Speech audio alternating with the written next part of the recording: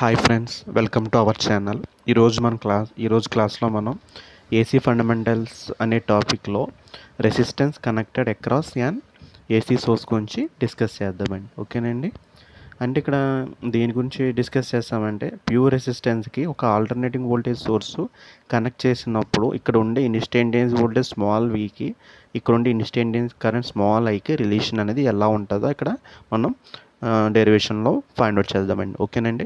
ఇక్కడ డయాగ్రామ్లో మనం ఏం తీసుకున్నామంటే let us consider a pure resistance R is connected across an alternating voltage source as shown in figure అండి. ఓకేనండి. ఇక్కడ స్మాల్ వి అనేది ఏం తీసుకున్నామంటే instantaneous value of alternating voltage. ఏంటమ్మా ఇక్కడ స్మాల్ వి అనేది ఏంటండి? Instantaneous value of alternating voltage is given by small V అండి. ఓకేనండి.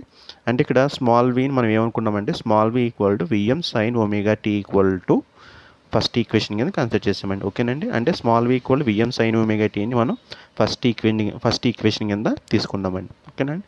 Therefore the current flowing through the resistance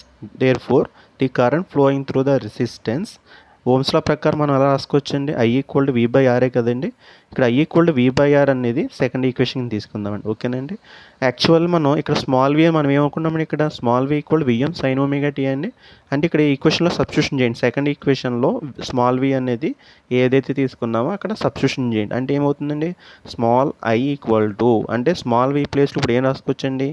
VM sine omega T divided by R అండి. This is the third equation అండి. ఇప్పుడు ఏంటంటే ఇప్పుడు I ఉంది కదండి, ఈ small current I instantaneous value of current ఉంది కదండి. ఈ small instantaneous value of current అనేది ఐ మ్యాక్సిమం అవ్వాలంటే ఇక్కడ తీసుకోవాల్సిన కండిషన్ ఏంటి? ఇక్కడ అబ్జర్వ్ చేయవలసిన వెరీ ఇంపార్టెంట్ పాయింట్ ఏంటంటే ఇక్కడ ఉన్న కరెంట్ అనేది ఐ మ్యాక్సిమం అవ్వాలంటే కనుక ఇక్కడ సైన్ ఒమేగా టీ వాల్యూ అనేది 1 అవ్వాలి. ఎప్పుడైతే సైన్ ఒమేగా టీ వాల్యూ 1 అవుతుందో ఇక్కడ ఉన్న కరెంట్ అనేది ఐ మ్యాక్సిమం కింద అవుతుంది. ఓకేనండి. అంటే ఇక్కడ కరెంట్ అనేది స్మాల్ ఇన్స్టంటేనియస్ వాల్యూ కరెంట్ అనేది ఐ మ్యాక్సిమం కింద అవ్వాలంటే కనుక సైన్ ఒమేగా టీ అనేది 1 అవ్వాలండి. అంతే కదండి. చూడండి, for example sine omega T అనేది 1 అయిపోతే ఇక్కడ ఐ మ్యాక్సిమం అవుతుంది. ఇంకేం మిగులుతుందండి? ఐ మ్యాక్సిమం బై ఆరే వి మ్యాక్సిమం బై ఆరే కదండి. వి మ్యాక్సిమం బై ఆర్ మిగులుతుంది. అంటే ఇక్కడ ఏం రాసుకోవచ్చు అంటే I maximum equal to V maximum by R కింద తీసుకోవచ్చండి. అంటే ఇప్పుడు I maximum equal to V maximum ఏ వచ్చింది అంటే ఇప్పుడు వి మ్యాక్సిమం ఆర్ ప్లేస్లో మనం ఐ మ్యాక్సిమం కింద సబ్స్టిట్యూషన్ చేసుకుంటామండి. చూడండి ఒకసారి. ఇప్పుడు సెకండ్ ఈక్వేషన్లో I equal to V by R తీసుకున్నాం. అదే థర్డ్ ఈక్వేషన్లో I equal to VM by R అంటే విఎం బై ఆర్ ప్లేస్లో ఇప్పుడు మనం ఏం రాసుకోవచ్చండి?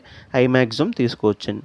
ఇప్పుడు ఏమవుతుందండి? ఫైనల్ ఈక్వేషన్ ఏమొస్తుందండి? I equal to I maximum sine omega T అండి.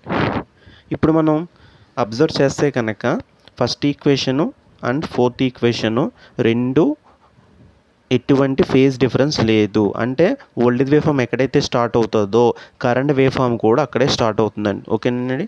అంటే వోల్టేజ్ వేవ్ ఫామ్ ఎక్కడైతే స్టార్ట్ అవుతుందో కరెంట్ వేవ్ ఫామ్ కూడా అక్కడే స్టార్ట్ అవుతుందండి. ఓకేనండి.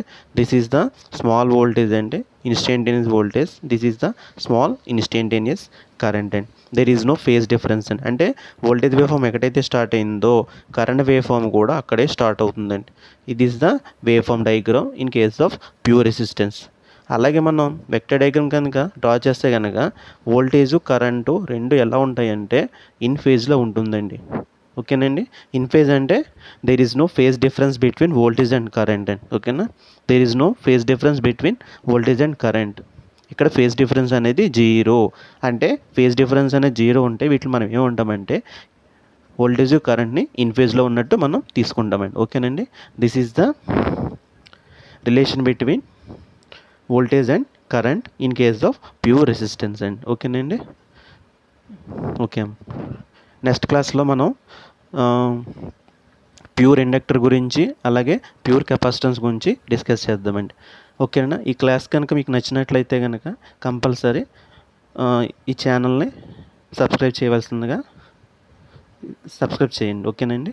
తప్పకుండా సబ్స్క్రైబ్ చేయండి. Thank you everyone.